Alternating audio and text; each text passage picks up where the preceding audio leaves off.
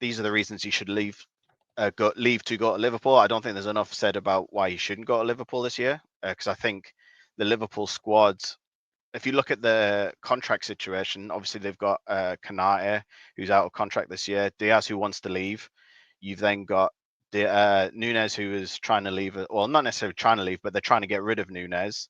And then you look at 2027, I think half of their team are out in the last year of the contract. So I think, Liverpool's project is not looking as strong as people think. Now, they could obviously spend money and fix that, but I hear you. Listen, Kane, thank you for coming on, mate, and having your say. I appreciate it a lot, brother. No, cheers, mate. Thank you very much indeed. Brandon is with us. Brandon, obviously, is a gooner. What are you saying, Brandon? We're all in trouble, Tal. If this deal happens, we're all in trouble. Big, big trouble. And I can see it happening as well. Do you know why I can see it happening? Go on. Liverpool are in a strong position.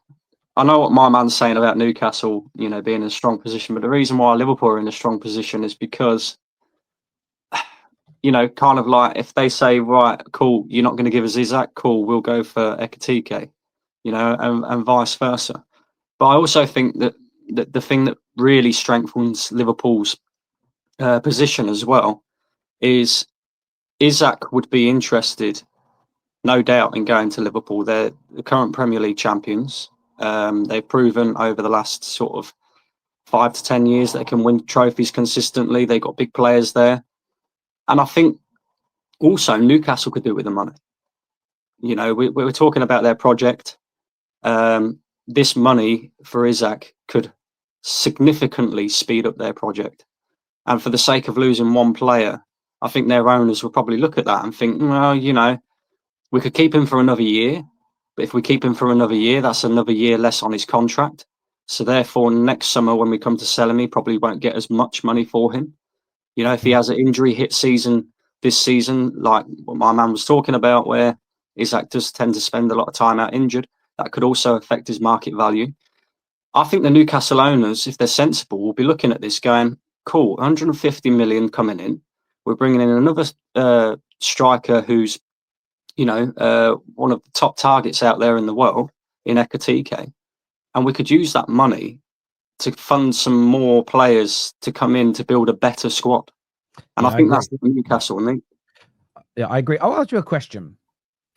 What can genuinely, if Isak goes in, you saying we're all in trouble, and I get it from an Arsenal perspective, that means title race wise. Is there anything Arsenal could do in the transfer market to remedy this? Or do you just think nothing can look, you're gonna get as it looks like you're gonna get Eze. It looks like you're definitely gonna get Gyökeres. What else could you add to genuinely catch them where you wouldn't feel as threatened by this? I genuinely don't know if there is anything else that we could do in the transfer market to remedy this. I think even if we brought in Rodrigo, he's an X-factor type player, but I just look at that Liverpool front three. You got Mo Salah, who bags goals for fun. Isak's arguably the best striker, all-rounded, in world football right now. And you look at what Liverpool have got behind him as well, bringing in Florian Wirtz. The defence is pretty strong as well. I don't know.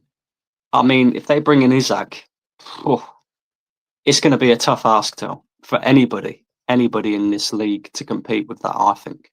Even the Man Cities of this world will struggle with that, because I just see, like I say, he fits Liverpool quite well as well. When Liverpool had like the Mane, the Salah and the Firmino, well, Isak can do that as well. Isak holds up the ball very well, but he's just an exceptional finisher. I think he's an exceptional all-round striker who will complete that Liverpool front line, which is already dangerous as it is.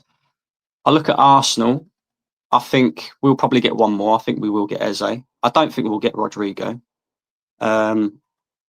because I don't think we're going to have the funds there to go and do that. And if we do, I think that'll make it much closer. But I think this could be a game-changing signing. If Liverpool can get Isak over the line, I think we can pretty much sit there and say that they're favourites to win the league. And if they don't win the league, I think most people would be surprised. Yeah, I hear you on that completely, mate. I think it's well, I asked the question because I don't see what. I mean, look, you're going to bring in a top striker as well. I don't see what, you got Rodrigo that you can add. I mean, there's talk that they might go in for him though, and they could also. I mean, they add him as well. I mean, it's just fucking. It's a long day if they add him as well. Yeah, yeah. It's just sort of finished. But I do agree with you. I think it makes Liverpool, if this deal goes through, they're just the outright favourites to win it. And you know the other thing as well, when we talk about Arsenal, if you look at how many players we've brought in, I know a lot of these are going to be squad players, but we're having to try and gel quite a few players into this Arsenal team. Liverpool have brought in Wirtz so far. They've brought in Frimpong, which is an ideal replacement for Trent. Plays a similar way, very, very good going forward, maybe a little bit questionably defensively. They've brought in Kirkes, who, in my opinion, again, is a very similar player to an Andy Robertson. Much better, but very similar. So they've not really changed too much. Whereas as we're looking at Arsenal, we're going to be bringing Gyökeres. That's a totally different profile of player to what we're used to our manager using.